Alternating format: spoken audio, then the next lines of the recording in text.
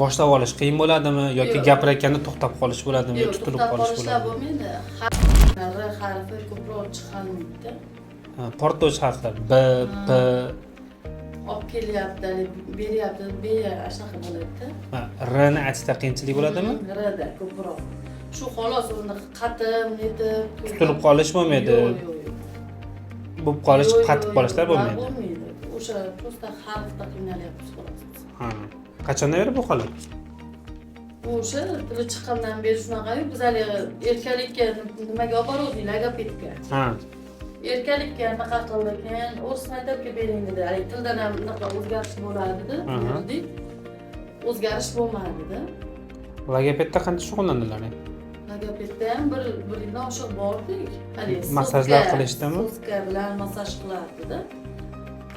Bu tillarda tagini massaj qilgan nimalar apparatlar bilan massajlar qilishdimi? Massaj qilgan keyin Mashqlar. tevasini kestirganmiz, hali metil. Tag'nay tortadi deyisharkan-ku, tilini tayi. Tortqilar. Tortlarni ham kestirganmiz. Mashqlar buyurishganmi logoped? Mashqlar Qanaqadir buyurishgan. o'ziga qilib turgani doimiy ravishda mashqlar qilib Nima? turgan. Katta qurut beringdir, dali. Tilini aylantirsindir-da. Aha. Ko'proq. Aha. Xo'p, Shahloxon. Arra deyinchi? Arra. Traktor. Traktor 33 deyinchi? 33. Potensial bor, juda s ketib qolar ekan. To'xtab nimalar yo'q. Tutilib qolishlar, to'xtab qolishlar, Bunaqalar yo'q. boshlashda qiyinchiliklar yo'q. Faqat shu r sh da Shu qiyin harflar chiqishi qiyin. O'g'nalib ketarmikin, nima deysiz? Xo'p, potensial bor, qilsa bo'ladi xudo xolasa. Lekin qisqa muddat ichida katta natija bo'lmaydi bu narsaga. Ozroq vaqt kerak bo'ladi va ko'proq shug'ullanish kerak bo'ladi. Asosan mashq qilinadi. Ko'proq, misol uchun biz nerv tomonidan stimulyatsiya qilamiz. Til harakatlarini, artikulyatsiyalarni stimulyatsiya qilish harakatlantirish markazlarini stimulyatsiya qilamiz. Unga qo'shimcha ravishda o'zi ko'proq mashq qilish kerak bo'ladi. Logopedический mashqlar bo'ladi, o'shalardan shug'ullanish kerak bo'ladi, o'shalarda qilish kerak bo'ladi. Iloji bo'lsa, bironta yaxshiroq logoped bilan ozgina совместно ishlab turish kerak bo'ladi. Uni o'sha tilni tagini qiladigan mashqlari bo'ladi, qanaqadir o'rgatadigan nimalari bor-da, texnikasi bor o'zining alohida. O'sha bilan birgalikda ketsa, effekti yaxshiroq bo'ladi, tezroq bo'ladi.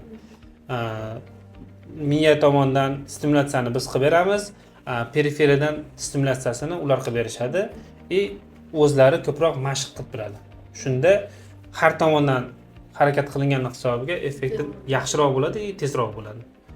Hozir til qattiq qolishlari u bo'lmagani, yo'q, o'zi yoshiga nisbatan demoqchiman. Hali tilim unchada o'sha o'zgarish bo'lmaydi, qattiq qoladi, u bu deyshadi. yo'q, u qattiq qolmaydi. U bilimga o'xshagan narsa-da. Qancha siz o'rgatsangiz, shuncha moslashadi. Siz qancha uni tarbiyalamasangiz, shuncha orqaga qarab ketib turaveradi. Qotib turaveradi shu narsa. Uni shug'ullantirsangiz, o'saveradigan narsa. Faqat o'sha aytgandek, har tomonlama qilish kerak bo'ladi va ozroq vaqt ketadi unga. Ko'proq mashq qiladi, o'ziga bog'liq bu narsa eng ko'p.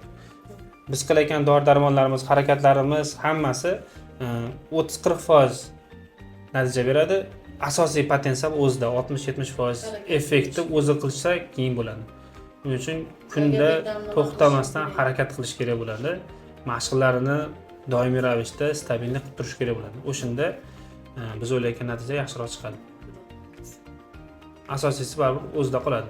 Biz tashqaridan qilinish kerak bo'lgan yordamni hammasini qilamiz. Hop. Boshingizda metal buyumlar bo'lsa, qistirgichlar, zakolkalar, olib qo'yamiz. Tepaga chiqamiz. Boshingizga urganda stimulyatsiya bo'ladi, mana shunaqa. Faqat sal qattiqroq, qo'rqib ketmaysiz, xo'p? Boshlayapman, qo'rqib ketmang, xo'p? Bilinyaptimi? Og'riqsa aytasiz. Yaxshimi? Og'riq yo'qmi?